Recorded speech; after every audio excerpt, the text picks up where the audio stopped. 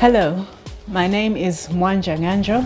I'm the head of communications at the African Union Development Agency, NEPAD. Welcome to Africa's Conversations on Development podcast brought to you by AUDA NEPAD.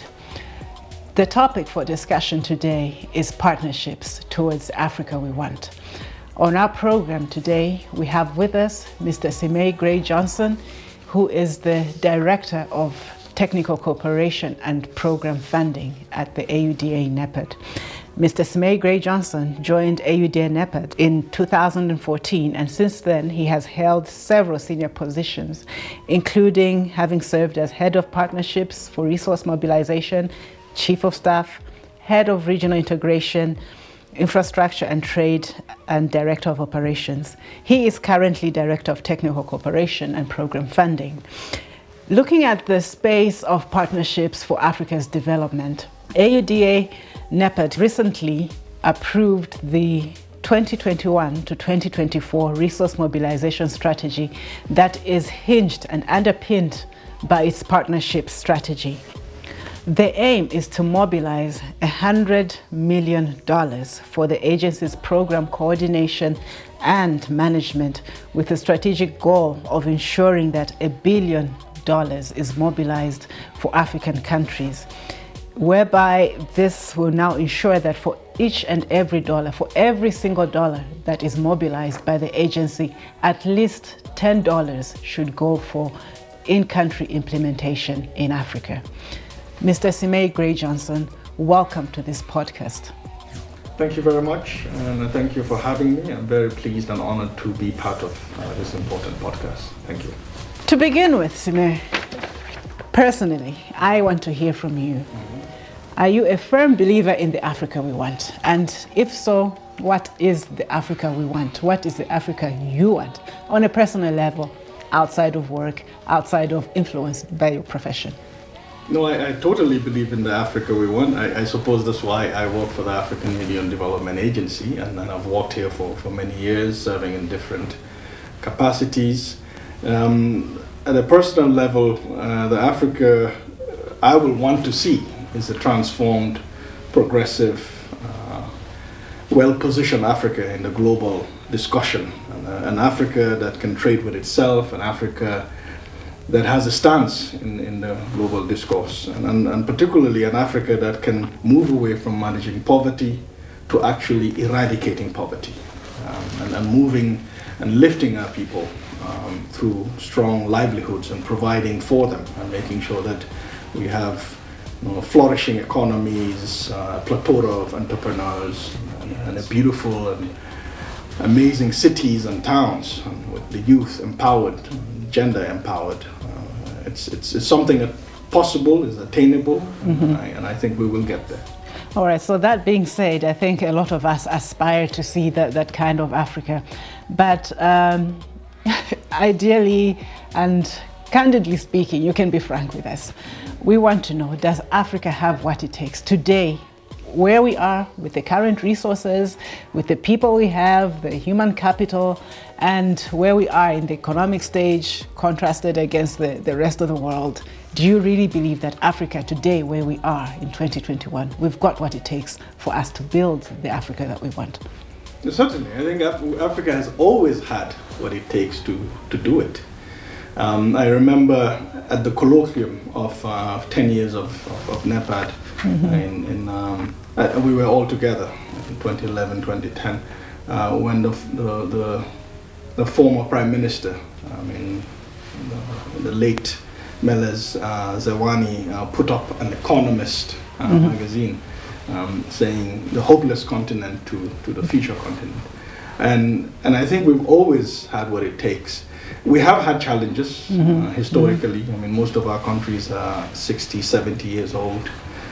We came from independence through structural adjustment, and from there we had the economic recovery programs. We had challenges with coup d'etats and governance issues. But if I look back the past 5, 6, 7 years, and I look at how the African continent has repositioned itself, we have grown. At some point we were 7 of the 10 fastest economies were on this continent. We have been able to come together, secure the biggest free trade agreement, the CFTA. We've had a number of transformative programs and projects, especially in infrastructure, under the Program for Infrastructure Development in Africa. And I think as a union, under the African Union, our member states are much more determined to show that we implement the programs and the projects so that we can have a transformed continent. There's a lot happening on innovation. There's a lot happening on new technologies. Our youth are much more confident. Our women are much more entrepreneurial. Mm-hmm. So there's a lot happening in terms, even in the private sector. So yes, we can do it, and I think we are doing it, and we've always been wanting to do it. It's just that issue of the enabling environment that we all talk about. Some countries are dealing with it and are moving faster than others, but I think everyone will catch up one day, and I'm hoping and praying that we will get there as a people and as a continent. All right, you say everybody will catch up one day, and let's pray it's sooner than later, most definitely. Now, you are heading the Directorate for Technical Cooperation. So tell us, what do you make the best partnerships for Africa's development? Well, for the longest time, Africa has been more of a passive player in the partnerships world, so to speak. We've been very passive, a recipient of donor, of aid, ideas crafted outside the continent, partnerships formed, and then we are expected to agree on those partnerships. That has changed drastically. From where we sit, together with the union that we all work for, we are much more proactive. So we're looking at a partnership that is proactive, not passive. Proactive meaning that we have our programs, our projects, our initiatives, a plethora of them. Most of these developmental programs and projects are managed here at the NEPAD agency, at the AUDA and NEPAD agency, in agriculture, in infrastructure, in gender, and so forth. And these programs and projects are Africa's transformative initiatives and projects, and we expect our partners to join us on a win-win basis to implement these projects and programs. So they are our own blueprints, and our partners and stakeholders will join us to complement the work we are doing. So there is a huge paradigm shift. In the past, it was mostly partners coming up with ideas and saying, you know, as Africa, you should jump in, this is what we think should happen. And I've mentioned the challenges we've had in the 80s and so forth. But now I think most African governments and most African countries have their own national plans, national development plans, their own poverty reduction strategy, papers and initiatives, their own programs, their own initiatives, and this is no different from our union and the agency we work for, the AUDA, NEPAD agency. So yes, the new forms of partnerships is going to be on a win-win basis, and it has to cascade from the continental level, the regional level, and at the country level, and of course vice versa. So it has changed. It has changed. The whole concept of partnership has changed. It's more of collaboration and cooperation. It's not a donor-recipient relationship anymore. All right. No. So if we look at the win-win situation and changing the paradigm, as you've put it, are there certain partnerships that Africa should clearly stay away from that are not beneficial for the continent? What kinds of partnerships are those? There are many partnerships on the continent, but they're the big ones that make an impact on the continent. You want to give us an example? The big ones, an example is the EU-Africa partnership, which allows for the discussion agreement on how Europe should interface with Africa to support Africa's development. That's a big partnership. FOCAC, which is the Forum on China-Africa Relations, is another big partnership where China meets with Africa, discusses a number of agreements, even at the country level, much more so at the country level, to agree on supporting Africa's development. Of course, TICAD, which is the Tokyo International Conference on Africa's Development, set up in 1993, has been one of the longest, most structured partnerships and is flourishing. And there are a few other partnerships. So now, which types of partnerships should we steer away from so that we're not well, most of the partnerships we have are structured because we have moved away from a loose arrangement. I think the Union, the African Union and its Commission and ourselves as AUD and NEPAD, we've been able to agree on which partnerships Africa will focus on. That's why we call them the strategic partnerships. And within the AU system, we have what we call the AUPG, the AU Partnerships Group. And that group brings together all the partners that are supporting the African continent. So as of right now, as we speak, we don't have any partnerships that are not beneficial to the continent. We have rationalized our partnerships. We spend a lot of time doing that. We are much more focused on where we want to go. We are now doing a joint partnership strategy and policy together with the Commission and ourselves and other organs within the Union.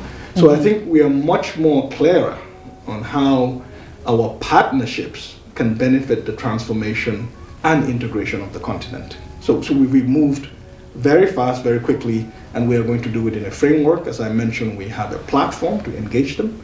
And we are doing it very well. We speak with one voice. Our structures make it very obvious that we are driving the African agenda, Agenda 2063 and other flagship programs. And that's where the partners support us. Sorry, I would like to take you back a little bit. If I heard you right, we've got our partners we've been working with for a number of years now, since the Union was formed till today. What we're doing now is just recategorizing them, putting them in a different framing, or are there partners that we've stayed away from? I won't ask you to name names, but are there any partnerships that Africa definitely has to stay away from? Well, I don't think there are any partners that we definitely have to stay away from. I think... Any detractors to the development program for Africa? Are there any, or not not? Really. I don't think there are any partners. What we want to stay away from is an uncoordinated partnership, where it's a partnership that is not based on our arrangements, our framework. Here at AUD and NEPAD, as far back as 2014, we had our partnerships and stakeholder strategy. And that strategy was very clear on how we classify our partners. We had a classification as to partners on bilateral basis, on multilateral basis. We also had different categories of partners and types of partners. So here at AUD and NEPAD, we were very clear on who we engage as a partner. Fast forward to 2017, 2018, we were also very clear on how our partners support our programs and projects on a joint planning basis, a joint reporting basis, and a win-win basis.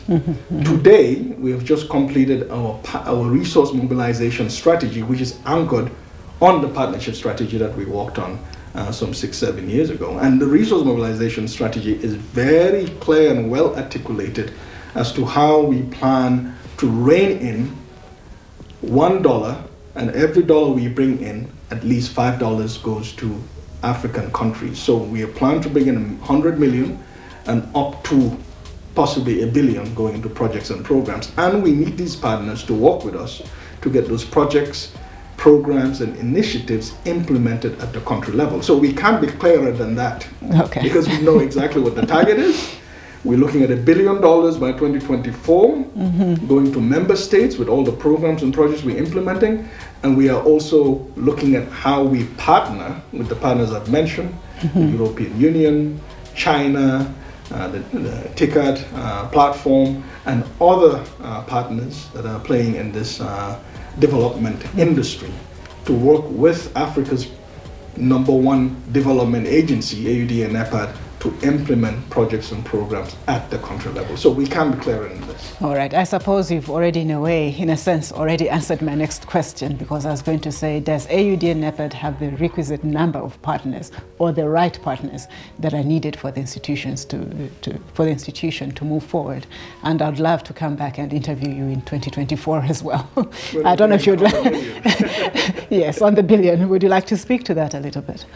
Well, historically, the NEPAD program endorsed, finalized October 23rd, the year 2001, had a number of partners that supported the program. So from inception, the NEPAD program in itself had the goodwill of partners. So 20 years later, to 2021, we still have those partners. Of course, development as we know it has changed drastically. Yeah. But at that time, it was mostly about poverty alleviation, and then we moved from that to managing poverty. Now that Africa has an agenda, and the agenda is very clear, Agenda 2063, we have a number of programs and projects dealing with transformative projects to industrialize our economies. We have a number of frameworks to operate on. So 20 years on from these partners that supported the NEPAD program, the NEPAD's ideals, we are now able to sit with them and tell them that we want you to support us in these areas. And it's an African-led and African-owned set of programs that we want you to support and collaborate with. So I think in totality, we're sitting in a much better place over the years. And of course, this came with the leadership of a strong CEO who we've had, luckily as an institution for a while, to maintain and help us cultivate this beautiful, amazing platform where we engage with partners to advance our programs and projects. And I think without our CEO, Dr. Mayaki, over the years, it would have been difficult if we had that very clear leadership and understanding as to how our agency needs to work with its partners. And we have seen the results, and of course, the results are out there to show what we have done. Oh yes, indeed. I do agree with you. All right, thank you very much for enlightening us on partnerships at AUD and NEPAD. Do you have any parting words for our listeners and our viewers before we end the program today? Well, I think our viewers need to understand that this agency has come through a long journey, and we are 20 years. And I think the next 20 years will even be a much more beautiful journey. And perhaps, as I said, with the stability that we had as an organization, with a strong CEO, a wonderful senior management that's been able to craft, establish, develop programs and projects and bring in partners across all levels, and bring in other Pan-African institutions to support our work, our presence in the regional economic communities, the relationship we have with the Commission, and the fact that we're very clear now that going forward, every dollar that comes into this organization, at least $5 has to be leveraged to implement our projects and programs at the country level. I think that's the game changer. And we're even targeting that we can even leverage $10. So if any of our programs brings in $1 to implement a fisheries project in a country like Guinea, for a country like Guinea-Conakry, or a country like Senegal or Malawi, $10 should go into that country to advance that project at the country level. I think that's a completely different shift. And that thinking, I think, changes the game as to how we, as Africa's #1 development agency, should see transformation and the integration of the continent. So I think our viewers and listeners should actually be very proud that Africa's own agency is playing a role in the development industry or the development space. Because mostly if you go to our countries, you see either a UN agency saying that this road, this project was supported by this agency, or you see a non-African agency, mostly our partners that have their emblem or have their logo or their flag. That is going to change, and I think we are beginning to change that because of the work we've done in most of the programs and projects we've worked on in gender, in agriculture, in infrastructure. But now we are pushing more funding and more technical assistance to the member states. So it's a beautiful time for Africans to follow their own development agency. Well, there you have it. It's going to be a game changer. The game has already started changing, and of course, it's not just partnerships in itself, but partnerships for us to see real development and progress at a country level as well, all across our continent. Thank you very much for having been with us this day, and we hope, Symerre, you'll be able to join us again soon. Thank you very much for having me. I'm glad that I could make this important podcast with you. Thank you very much. There you are, you heard it. Now is a beautiful time. Now is a time for Africa to partner with the rest of the world for the Africa we want.